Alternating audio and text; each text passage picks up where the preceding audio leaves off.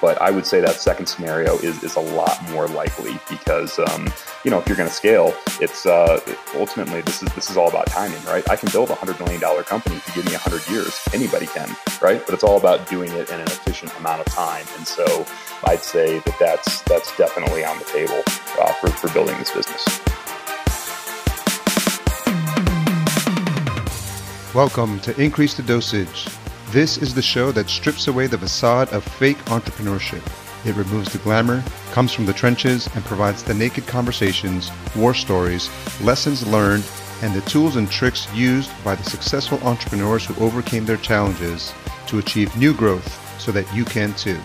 Now, for your weekly shot of entrepreneurial adrenaline, here is your host, serial entrepreneur and venture catalyst, Chris J. Snook.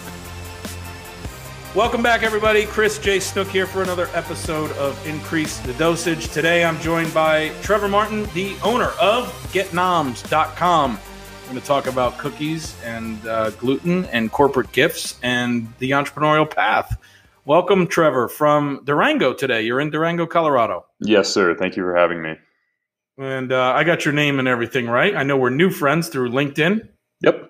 Excellent. So thanks for coming on. Turns out we actually are operating from the same ecosystem in the greater Phoenix area, and you happen to just be escaping some of the heat in one of my favorite Colorado towns, 7 hours from here. So thanks for making time for us. We're going to dive right in. So you run a company. Tell us about the company that you run today, and then we'll talk a little bit about your background.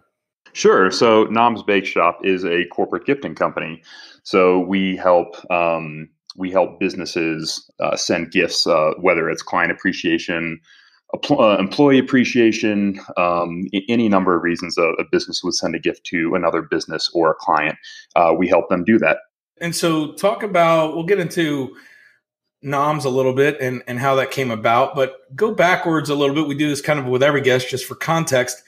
How long have you been an entrepreneur or whatever you would call a business builder of sorts, or how, and where did that start for you? What was the catalyst or the moment in time where you kind of thought maybe you weren't going to go down a path of getting a job or doing that deal? Yeah, it's a great question. I'm one of those people where it's been from day one, from the age of 5 or 6. It's not that I've always been materialistic, but I've always liked nice things. My parents gave me pretty good work ethic in that they said, well, if you want these things, we're not buying them for you. We'll provide you with food and shelter and clothing. And if you want the extra stuff, you get it. So early on, whether it was, video game systems or clothes or whatever, I was always hustling, going around to the neighbors, asking what I could do for extra money. And so I'm one of those people where I can say it's really been with me from day one. So do you orient around yourself? Like, are you a product first entrepreneur, or are you more of like a straight up, you find a problem and you'll sell it, and you'll go figure out which product's going to fill that gap, but you're agnostic? Like, are you a sales guy where you kind of start with the customer in mind and you fill a need and you just go figure out how to make the product good? Or did you start with like a business, each one of these businesses, because you were really into that thing?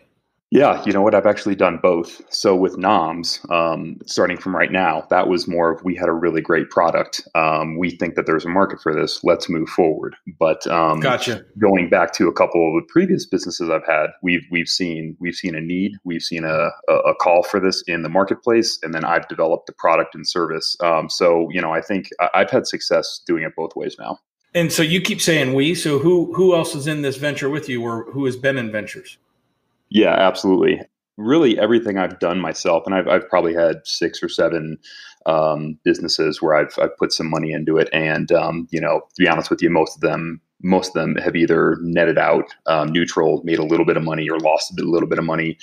Noms and the real estate company that I had did okay, and so with Noms Bake Shop, it's a family affair. So I work with my wife, my 2 sisters, my father, and then we've got about 10 employees. So it's anybody out there that does family businesses, man, that's a whole other dynamic. So you got the whole family in the deal, as they say. Mm-hmm.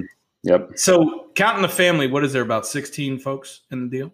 Yeah, as far as W-2 employees, and then we probably Headcounts.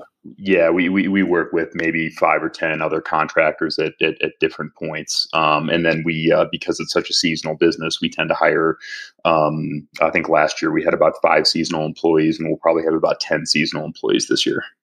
Well, and I didn't know exactly all these details, but I know from our quick interchange when we were talking about booking this that you kind of fit the sweet spot because you touched on a couple of things. One was you are in that you just hit, I think you just eclipsed $1 million in revenue this year, and you can clarify that for us, which is great. So your business is obviously working, and you also had a family business element to it, which I thought was interesting because, we've had all kinds of different entrepreneurs on the show so far in the first several episodes, and we'll continue to kind of diversify that out of the community. But this was an area we hadn't yet touched.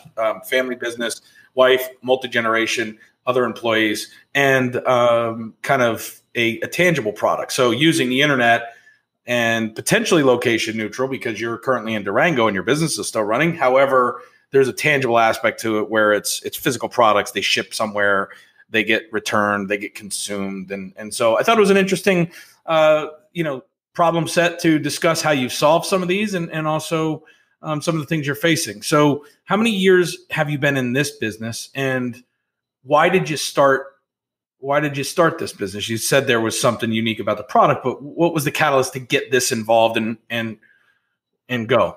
Yeah, so we started in October of 2015. So this October will be the fourth year. Okay. And this was a perfect example of having a product first. And so to kind of take a few steps back, my dad was a computer programmer for American Express and retired relatively early, and kind of got bored. And we he liked to bake a lot, and we all kind of gave him crap about that. We thought it was a very interesting, kind of funny hobby. And so he used to make gift baskets for like the neighborhood and for family friends at the end of the year, just for free, just handed them out. And the first year, it started out from them doing 2 or 3 or 4 gift baskets to fast forward a few years later. It's an entire week in their kitchen where they've got an assembly line going. They're working 12 hours, and it's him and my mom and my sisters, And so how this got started was my in-laws got a hold of it. And my in-laws have a big company here in Phoenix, and they've got call centers. And so and they got a hold of the product and said, Mike, which is my dad, you got to start selling this. You got to at least sell this in our call centers. This product is phenomenal. And at that point, we didn't have any of the branding or boxes or presentation. We literally just had the baked goods. So that was kind of the inception of how Noms Bake Shop. So there's a couple things in there I want to unpack because it's so there's a couple things in there. So a couple things I heard was dad, cooked on the side and actually was really good at it. I've actually had the cookies. Thanks for sending us some before this. I'm trying to keep them at bay because you sent a bunch. And, so between our 8-year-old getting a sugar high and me not trying to get fat, they might last us a while, but they were beautifully boxed and they tasted yummy. And they were different too. They were creative. Like they weren't just obvious flavors, which I thought was cool. Thank you. So you had a good product. You knew it tasted good. You said something about your in-laws came. And so your wife's family is entrepreneurial as well. So back, just so we have context, like they're entrepreneurial. Was she an entrepreneur? Was she doing other things? And then this was the first time you guys, other than maybe the real estate, because you said we was maybe in the real estate too, but have you guys built more businesses together, or was she like building stuff in parallel to you building stuff? And then this one is the first one you're doing together, just so we have the context. This is a real interesting story, and I'll give you the Cliff Notes version of it. But basically, so my wife and I, give you a little context of how we met. We actually went to elementary school together, knew of each other, lost contact over middle school, high school, reconnected on Facebook when we were maybe 20, 21. When I was 25, so it was about 7 years ago, we both started. We were both in Rome at the same time, and we realized that we had the same itinerary. So after seeing her in the same city that I was, I finally reached out to her over Facebook and said, "Hey, I know I haven't seen you since elementary school. You want to grab a drink?" And so the very short version of the story, that's kind of how we reconnected. We met. And at the time, I was actually I was doing medical marijuana, which is a whole other box to unpack, because that was a difficult business for me because I didn't smoke at the time. And so trying to figure out if you have a good product and you can't try it, you have to rely on other people. Very strange. But that was back when Phoenix didn't have any dispensaries open. And so me and her come back to the States, decide that, hey, this is great. And I've got this whole operation set up here. And the laws are quickly changing in Phoenix, and to where it's the dispensaries are opening, you can no longer be doing this legally. And so at that point, right, there was kind of this natural break where I'm like, okay, well, I don't want to be in jail, don't want to do anything legal. So I stopped that business. And at the same time, that was right when I was introduced to her parents. My parents made her a gift basket. And so it was kind of this natural break where they said, hey, this you gotta start selling this. My wife is not an entrepreneur. My wife is, in fact, the entire first year of the company, she didn't work with us. She, at that point, she really found comfort, like most people, in a steady paycheck. She didn't really have that entrepreneurial gene that both her parents do. And the first few months were rough. There was a lot of tears, a lot of cry, a lot of, oh my God, I just gave up our paycheck, and then at that point I wasn't bringing in any money because I had shut down everything and I was just starting to start this. And so that was the inception of working with the wife. But she's amazing. I'm curious as to why you guys made the leap. In other words, like she was kind of clipping along, had a steady income. You obviously have always been entrepreneurial. You had a business, like you said, that you kind of had to, for legislative reasons and just personal reasons, shut down, even though, that may be something that in years to come you spin back up, because it seems like you're a serial entrepreneur like the rest of us, where yes, you'll just keep building stuff. But when at the inception of Noms, it was timing, it was good opportunity, it was a good product. And we'll talk about how you found the business model in a second. But before we talk about how you found the business model, did you want your wife involved? Did she want to be involved because her parents were like excited about it? And was that the shift in her comfort, even though it was obviously a stretch? Like, why did she leave the steady income, I guess? Why did she leave the steady income when you were starting this, knowing that, she wasn't going to miss out on it maybe down the road? I'm just curious what was the reason for that? And that's a great question. It really was. It was to the point where I was so overloaded with work a year in building the businesses, and her mom is the CMO. She has marketing, and so Chelsea naturally is very good at marketing. And so, if I'm being completely frank and blunt, I knew that I could get somebody with my wife's talent and only pay her virtually nothing, if $500, $1,000 a month. And so at that point, it was, it was kind of a selfish decision for the business. And, it took a bit of convincing on her end, but the fact is she trusts me. And ultimately, we had this conversation last week. Neither of us could ever go back to working in an office or doing what she was doing directly before this, which was working for her parents. I mean, there's no way. Yeah. So, okay. Got it. So she was working at her parents' company, kind of getting a steady check. And so this was an opportunity to grow on a lot of levels, both as a couple and for her individually. Absolutely. And you saw the talent in her. And so, you did it for the business, but I'm assuming that you also probably wanted her to kind of break out on her own and have her own kind of success for her own self. I mean, I would imagine that. Absolutely. Yeah, as far as the personal growth goes, I'm one of those strange people where the guys I talk to that are married are either in two camps. They're either like, hey, I need to go to my job. I need the 8 hours or 10 hours away from my wife, or I'm in the other camp where Chelsea and I are together 24 hours a day, and that's how we operate. We love it. We love working right next to each other. And I love it too, and I hate it, and my wife hates it too. And so, you know what I mean when we say that. It's I can't imagine it any other way either. And we've built a portfolio of stuff, but it's not easy. And so I'm curious, share, because I know a lot of people that might be in somewhere on this curve of they're in business with family, whether it's a spouse or whether it's family, right? Multi-generation, mom, dad, what have you, kids.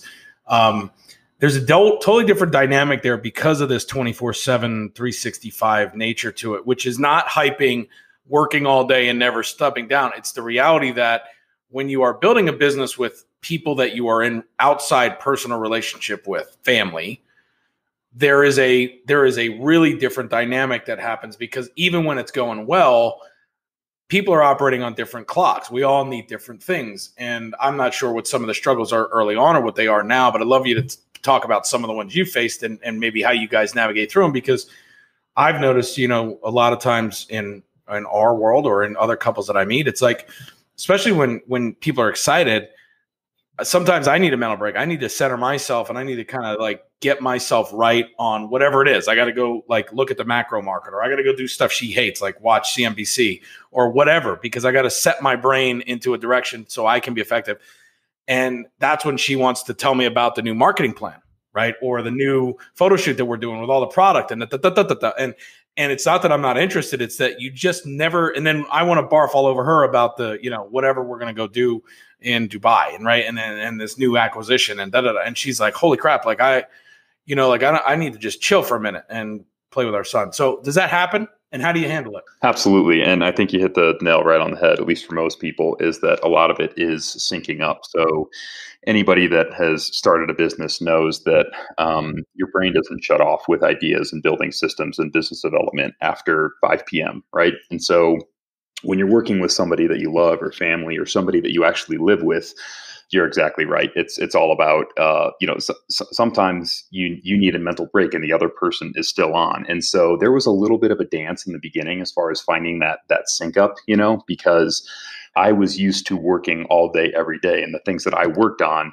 the work was my life and I loved it. And she was coming from a 9-to-5 job. And so at that point, you had drinks and you had social life. And the only time you thought about work was when you came back in at, after Friday at 5 p.m., the only next time you thought about it was on Monday. And so there was definitely a shift from going to where you were thinking about it all the time. So yeah, I would say it probably took 2 or 3 months. When you were all day, every day, because you were building other companies, yeah, you guys were married and she was working 9 to 5. So when she shut off, how did she, did she mind the fact that you were still working either in the office or at home or on the laptop? Like, did it not bother her because she just knew that was you and like she was going to go have her happy hour or play, do whatever she was going to go do and check out. And then you guys linked up some other way on the weekend or on some other time of day? Like, in other words, were you married when she was working there? Right. So, just to clarify, so right when we met was the inception of Noms Bake Shop happened right after that. So there was about a year period where she saw me working nonstop with this and she was still working for her parents. But yes, and I think that was kind of a good segue into, me and watching me work on businesses. She got to see for a year firsthand me basically working all day, every day, nights, weekends. And so when she came on, she almost knew that, hey, this is how you operate. And so, it worked out. Yeah. And okay, and so you guys have been married for about as long as the company's been around, basically 4 or 5 years, 5, 6 years. Been together, yeah. So we've been together. I think we got married a couple of years ago, but I mean, for the most part, we've been together. So you started building the business and then you got married. Correct. Basically, okay, yeah. Got it. Cool. That's good context. So, all right. So tell us about the first year you were building it with, your dad and her distribution through her parents. The second year she joins the team as marketing CMO.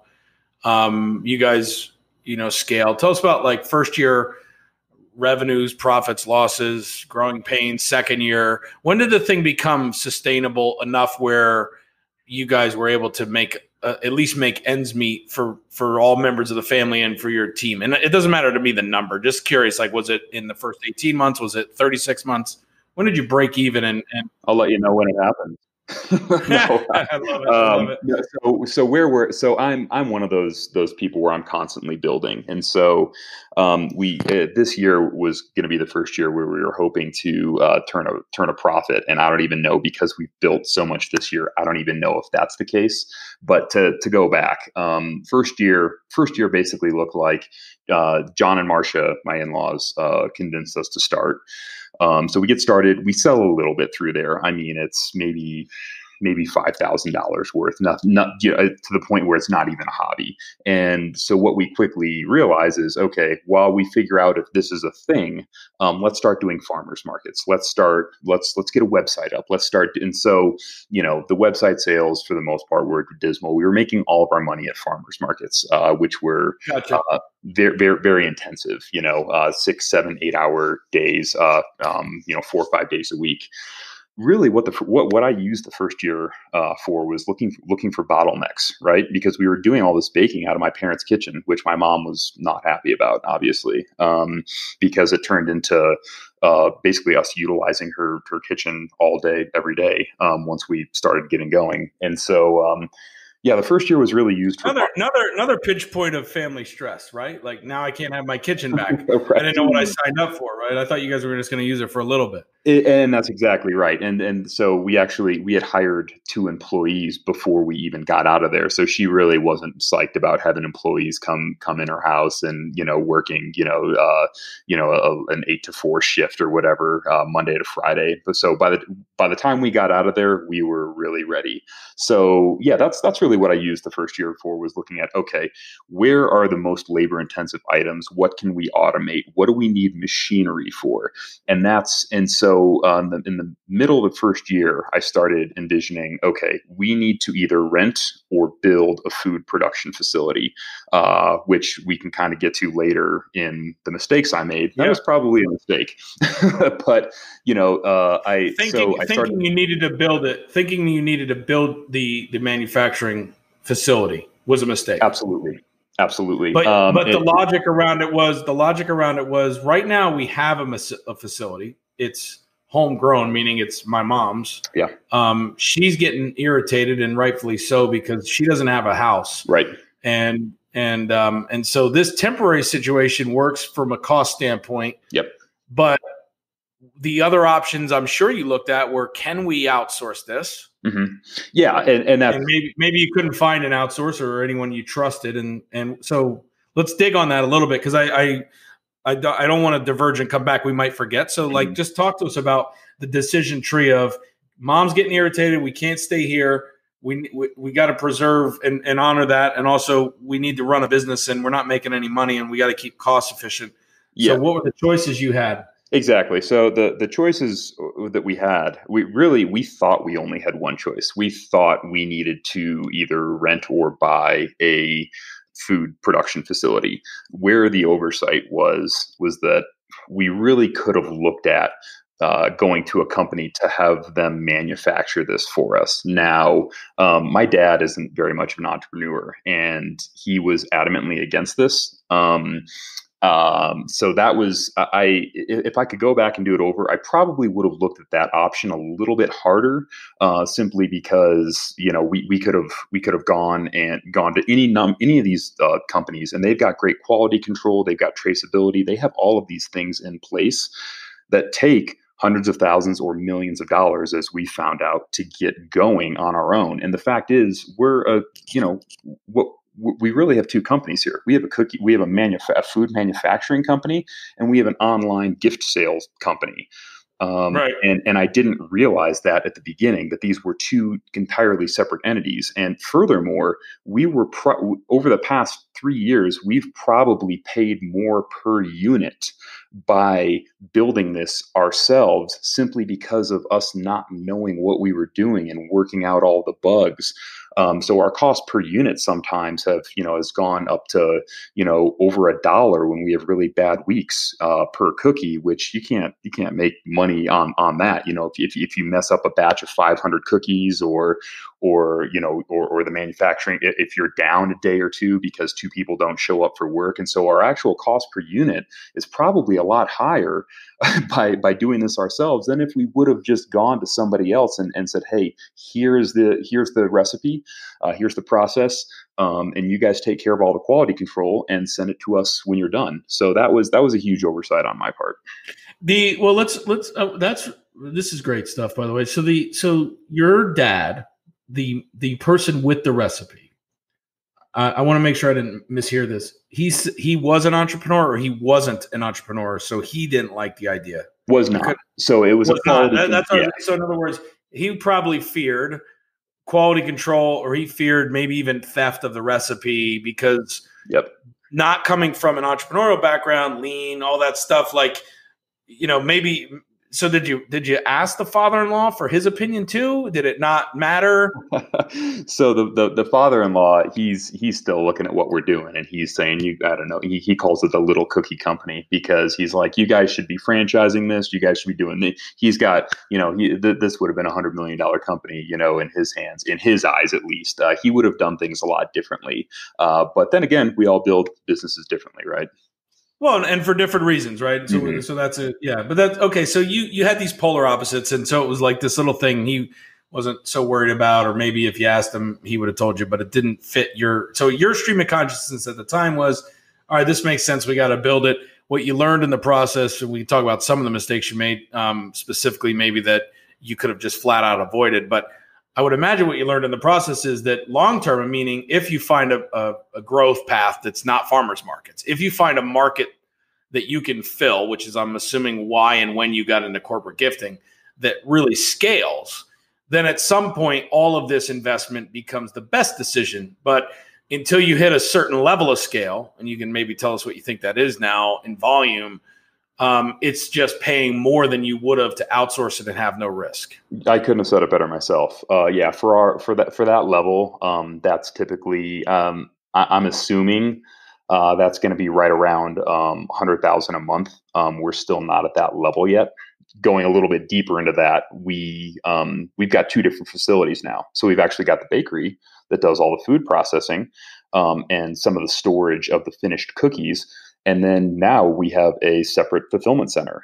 How do you deal with like, because I've had your cookies and I know the ones that you shipped me tasted good and they were fresh, right? And so another risk is like, you've got I love how you said we actually have two companies, because you do, right? And most people don't realize that they have two companies when they start to build something like this, because you have the OEM side that makes it, the bakery, and there's costs associated with that. And yes, you can leverage certain team members across both, but then you've got a marketing arm, which all marketing arm does is say, if you're going to give somebody a gift, give them something that doesn't suck, give them something that's consumable, give them something that a pretty box with your logo on it, and give them the best damn cookies they can eat. In your case, you're basically gifting, you're just marketing a gifting company. You're not really a cookie company on the marketing side.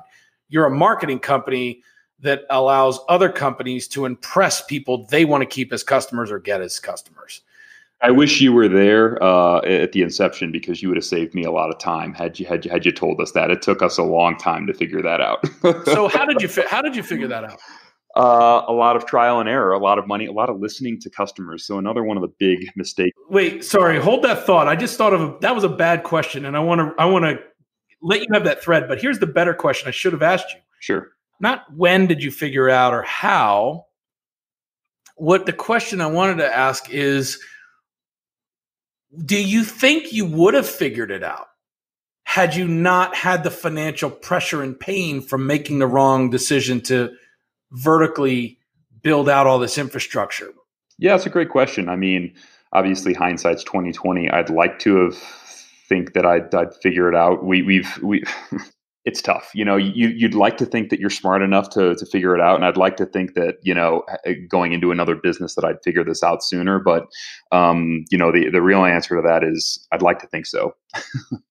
But the other answer is if someone's looking for a hack here and they've got, and I'm not saying cookies, they've got something that's a make or play. They've got something that is just good. It's a good product, whatever the product is. Could be food, could be anything. Needs to be made, is unique because of some proprietary methodology, recipe, yak. They think it's good. People tell them it's good. And they want to turn it into a business, right? what they should learn from you is that what you would have done different is first look for the scale. So, well, maybe first, what kind of business do I actually want? Now, you've got an interesting dynamic because we haven't asked you this question yet as far as what is this business designed to you, but you did say earlier about material things and having nice things was not the purpose, but it was kind of a magnet to like, hey, those things are like carrots that I'm willing to go figure out ethical ways to go chase, right? And it was kind of something when I was younger, sure. Yeah, and now it probably means less than it did because you've probably gotten a bunch of that stuff and realized you can buy it if you really want it, and it's not as fun as the game, right? You're exactly right. Yeah. So once you figure out it's the game, if you were older or starting out and you were saying, hey, you got a product, you want to make it, you want to sell it online, don't waste time trying to build out infrastructure for a business that might be small. Define how big your business needs to be to actually make it fulfilling for you, meaning can you earn your current living a little bit better than you're living, play with your friends, travel with your family, work with your family? What is the important things that you care about, right? And that you want to have this business do that a job doesn't give you the same, control around. Once they've defined that, if part of what they have is they have this internal pull and then this, father-in-law mechanism that can show them, hey, scale is there, right? Like you had internal pull that said scale is there. You wouldn't have been in medical marijuana if you didn't think that. So you're kind of already looking for scale. Yes. But then you got drug into this cool little mom and pop farmer's market business, and your brain is going, this is a really great product, but I can't stay here. Exactly. I've got to find scale. So you were always looking for scale, even if it wasn't going to be cookies.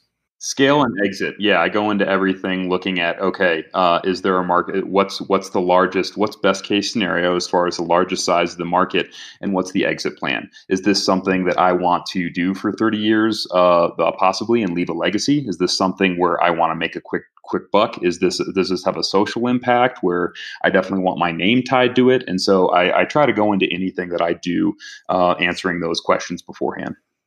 Yeah. So an analogy that I would, pose out there, because I think a question that you found your way to and that you were looking for anyway, which was where's my market? Where's my actual growth? Mm-hmm. And you had some people influencing you, like your father-in-law saying, you should be franchising this once you prove it, once you're the $100 million company by now.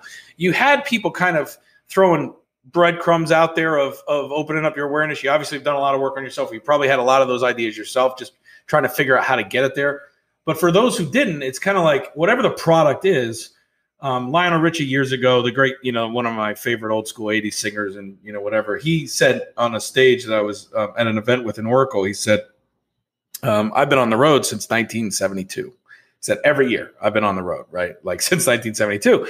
And then they were talking about, well, music and, how's your career changed? And he said, well, why did you get into tech? Why did you get into all this other stuff? And he said, well, I've been on the road. And so what I used to do was I used to do music is where I made the money. Like I used to sell music. And when I sold that music, people went through their life with my music as their soundtrack, right? Some people got married to it. People fell in love, maybe had their first kiss to it, maybe whatever it was, right? Like Lionel Richie's music's love music, right? So he's like, so I was part of their life. And what I sold them CDs, tapes, concerts, right? Like that when music had a business model. Right. As the industry of music shifted, it's an example for all product companies, which is, okay, so there's this consumable aspect of this product or this proprietary thing that I build, whether it's music, whether it's cookies, whether it's whatever. But the question to be asking is, how can I use the cookie to sell other things? Or in other words, like what he said was when the business changed in music, you could no longer make money off the music, but people used your music to make money off of their stuff.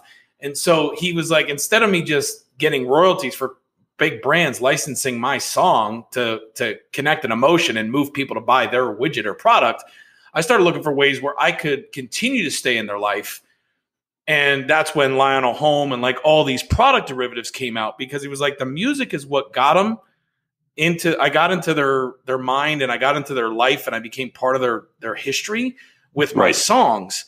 But then I was no longer making money with them and I was no longer in their life anymore. Right. And so what he realized was the music was the thing that he could use as the foothold to stay in their life and then thus sell them product.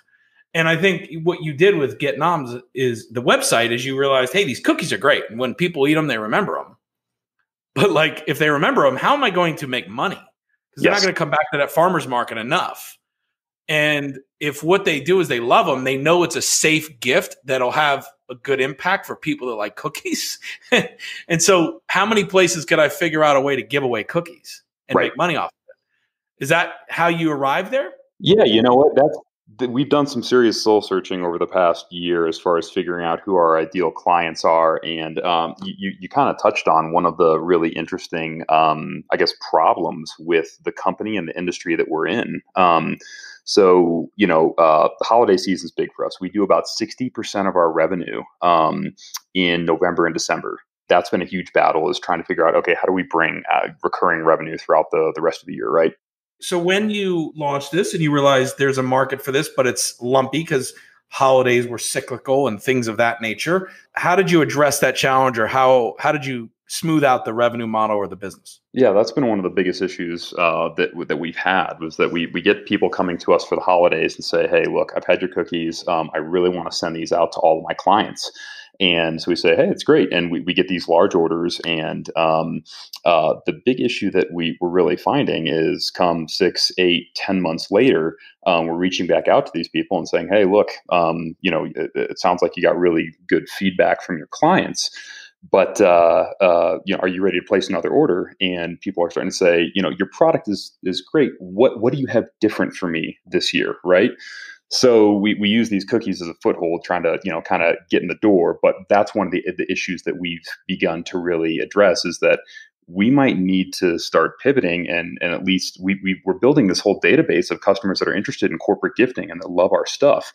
But if they're looking to send something slightly different every year, we don't want to lose that potential sale. And so as a company, as a gifting company, we might want to come out with different ways to present cookies, different boxes, or start offering wine or something, to not lose out on these potential sales of people looking at the end of the year that, on a year-to-year basis, that want to do something different every year.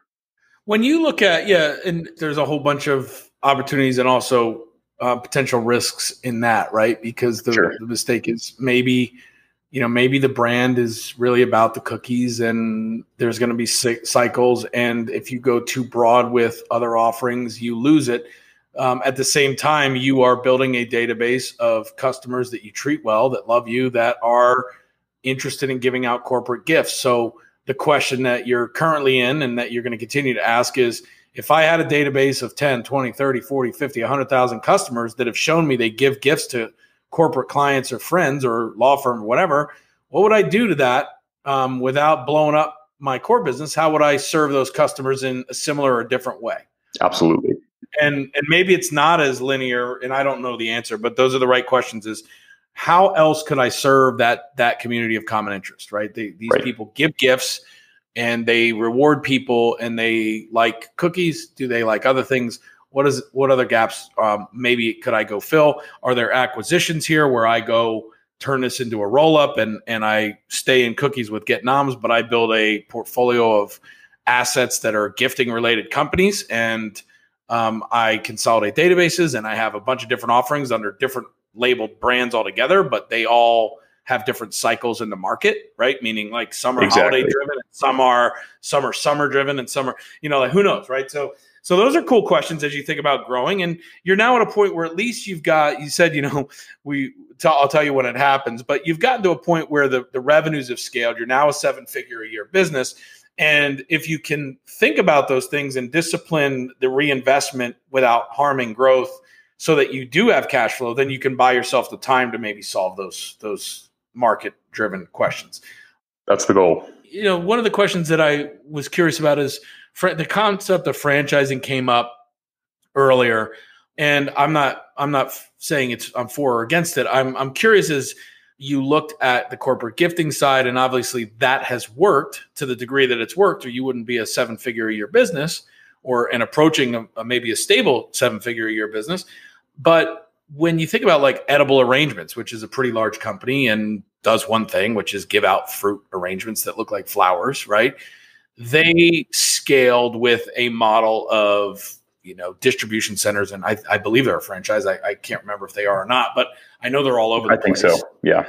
I believe they're a franchise. And so have you considered that? If so, why? Do you like it, not like it, maybe not sure? Do you have a thought about that? Yeah, that's a great question. And again, a lot of the decisions I make with my businesses, I'm very good at separating emotion from logic, and this is definitely not one of those those times.